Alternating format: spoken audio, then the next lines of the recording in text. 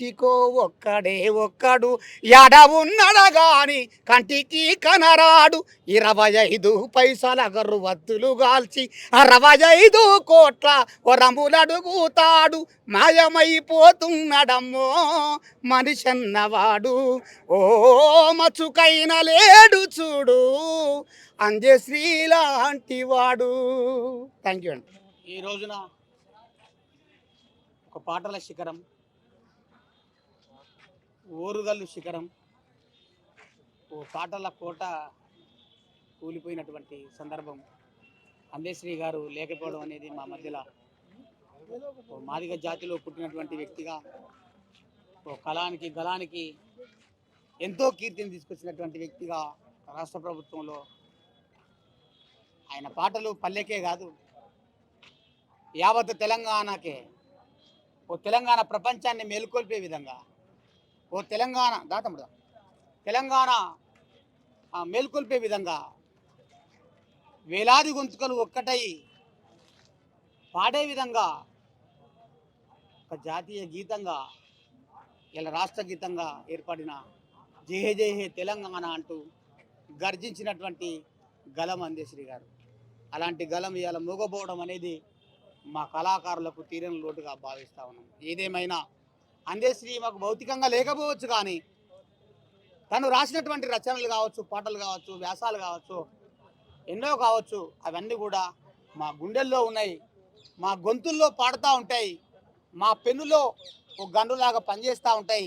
ఆ పెన్నులో పదమై అందశ్రీ కలమై గలమై పోతుందని చెప్పి తెలియజేసుకుంటూ, ఆయన ఏ లోకాన ఉన్నా కూడా కళాకారులు అందరి తరపున, కళాలోకం అందరి తరపున వాళ్ళ ఆత్మకు శాంతి కావాలని మనస్ఫూర్తిగా కోరుకుంటా ఉన్నాను. ఈ రాష్ట్రంలో ఎక్కడో మేస్త్రి పని చేస్తూ పూట గడవక ఎక్కడో మారుమూలలో పల్లెల్లో పుట్టినటువంటి పని కోసం వచ్చి పాట మీద ధ్యానం చేసినటువంటి వ్యక్తిగా చూసుకున్నటువంటి సందర్భాలలో అందశ్రీ గారు ఇవాళ నిలబడ్డాడు అని అంటే, ఇవాళ తెలంగాణ మాండలికాన్ని ఒడిసిపట్టుకున్నాడు కాబట్టి ఇవాళ తెలంగాణ రాష్ట్రంలో నిలబడగలిగిండు. కాబట్టి మిత్రులారా, ఇదంతా కూడా మనం అందరూ కూడా గమనించాలి. రాష్ట్ర ప్రభుత్వం ప్రభుత్వ లాంఛనాలతోని సన్నాహాలు చేస్తుంది, గర్వపడుతూ ఉన్నాం. ఇలాంటి కళాకారులకు మీరు ఇచ్చే గౌరవంగా మన గవర్నమెంట్ ఏదైతే ఉన్నదో రేవంత్ రెడ్డి గారికి మనస్ఫూర్తిగా కళాభివందనాలు తెలియజేసుకుంటా ఉన్నాం.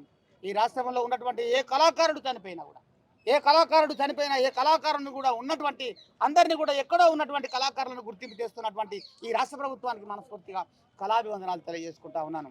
మాయమైపోతున్నాడమ్మో మనిషన్నవాడు, ఓ మచ్చుకైన లేడు చూడు మానవత్వం ఉన్నవాడు, కూటికో నూటికో ఎక్కడో అక్కడ ఎడ ఉన్నడగాని కంటికి కనరాడు 25 పైసల గర్వత్తులు గాల్చి 65 కోట్ల వరములడుగుతాడు. ఇలాంటి పాటలే కాదు, ఇవాళ పల్లె మీద రాసినటువంటి అద్భుతమైనటువంటి పాట పల్లె నీకు వందనాలమ్మ. ఆ పల్లె పాట పాడితే ఆ పల్లెను ఒక్కసారి చూసినట్టే అనిపిస్తుంది, అంత అద్భుతంగా రాసినటువంటి అందశ్రీ గారు.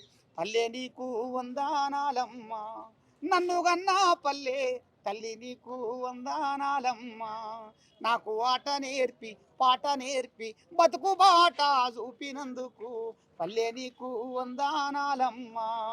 పాలు మరిచి జీతాముండి పశులగా సే రోజులల్లా కడుపులోన ఆకలిమంట కూడు వండక పోదురు ఇంట, కాళ్ళ నిండా రేగు ముళ్ళు కళ్ళ నిండా కమ్మే నీళ్ళు, కడుపులోని ఆకలిమంట కూడు వండక పోదురు ఇంట, ఇసుక దిప్పల పను పూలేసి ఊరడించిన గురుతులు ఎన్నో పల్లె నీకు వందనాలమ్మ, నన్ను గన్నా పల్లె తల్లి నీకు వందనాలమ్మ.